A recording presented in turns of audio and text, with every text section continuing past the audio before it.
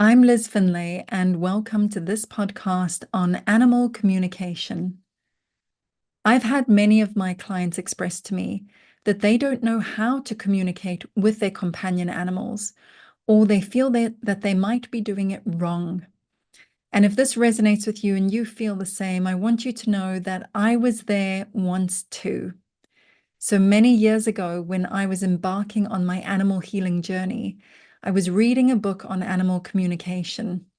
And I was consumed by this overwhelming feeling of, what am I doing? I can't do this. I don't have this gift. And then suddenly a memory dropped in. And this was when I was a young adult living in South Africa with my parents.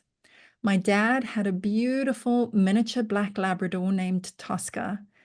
And the one evening she was lying on the floor in the TV room with us, not doing anything out of the ordinary. She was just lying there, not making any unusual sounds, but there was something that I just knew she wasn't okay. So I voiced this to my dad, and he said, just leave her, she's fine. I kept feeling this, and so I nagged and nagged, kept saying there's something wrong.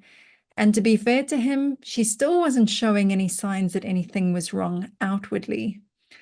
And eventually he had enough of my nagging. And to be honest, I think he was trying to prove me wrong. But he got me and her in the car, and we went off to the overnight emergency vet.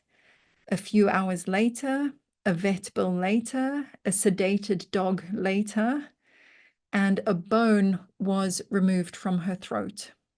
So a little side note, please don't give cooked bones to your dog. Cooking the bones makes them lose their elasticity and their flexibility. And so it's just a solid mass and they can splinter and break off. So if you're going to feed bones to your dog, stick to raw bones that are size appropriate for your dog, no cooked bones. So anyway, that's how my dad learned that lesson with the vet bill later. And so this was a moment when I got to feel and trust myself that, yes, Tosca was communicating with me on some kind of sixth sensory wavelength. And I received it. I really did receive it. And that helped me trust a little bit more. Now, not everybody experiences animal communication in the same way, and especially not everyone hears the animal's voice in their head, so to speak, a bit like Dr. Dolittle. It's not always a conversation with you and the animal in your head, and that is okay. Your higher self can act as an interpreter. So essentially what happens is you've got the companion animal, or any animal that you're working with. It could even be a wild animal. And there's their higher self that will communicate to your higher self. And your higher self then interprets that for you. Now, this is also something that you need to work with and learn to understand how your higher self is interpreting these messages and the communication for you. So an example of this is I found myself in an animal communication workshop. And we were asked to connect with a dog who was there and ask the dog, how was your holiday? Again, lacking confidence, I thought, I can't do this. I'm not doing it right. Because when I tuned into this dog and asked the question, all I got was a memory of taking my aunt's dogs to the beach in South Africa. So it was an entirely different set of dogs. And so I thought, oh, I can't do this. I'm doing it wrong. I haven't connected with this dog. So going round the circle, and each of us had a chance to share what it was that we got from this dog. Nobody was even saying anything of a beach. And so I thought, what am I going to say when it gets to me? So I was just honest and I said, oh, I don't think I did this right. I was just getting a memory of my aunt's dogs on a beach in South Africa.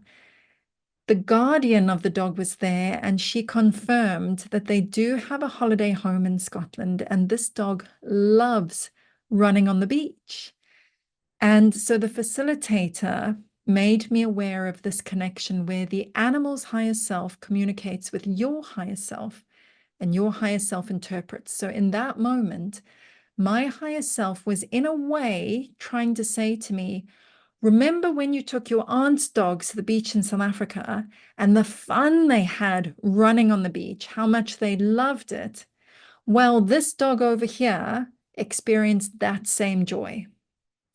So it's through that that I got to learn to work with my higher self and how it interprets messages for me.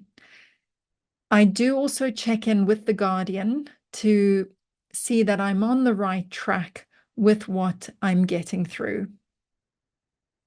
So where this can really work for you is language barrier. There doesn't need to be a language barrier. So I recently had a dog client who is being spoken to in Chinese, and that didn't matter. I don't need to know Chinese in order to communicate with this dog, either to receive messages or to give messages, because again, the higher selves get involved as the interpreter.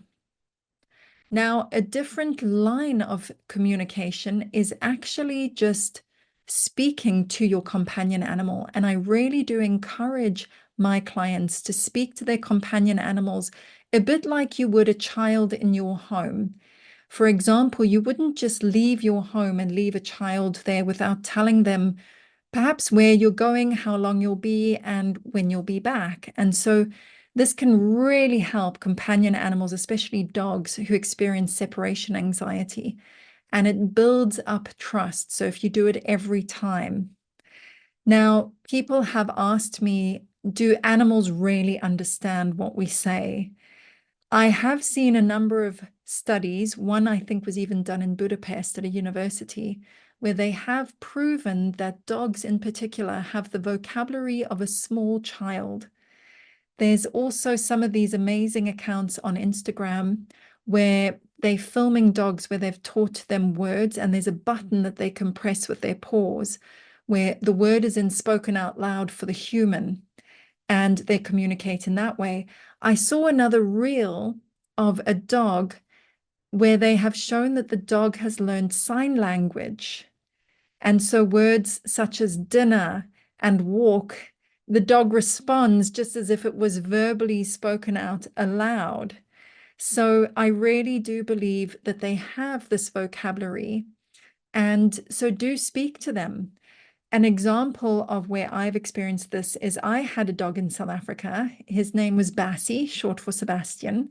And whenever I came home, whether it was from university or being out with friends, I would then ask him, Bassie, where's grandma? Grandma meaning my mom. And he would then take me to the room in the house where she was.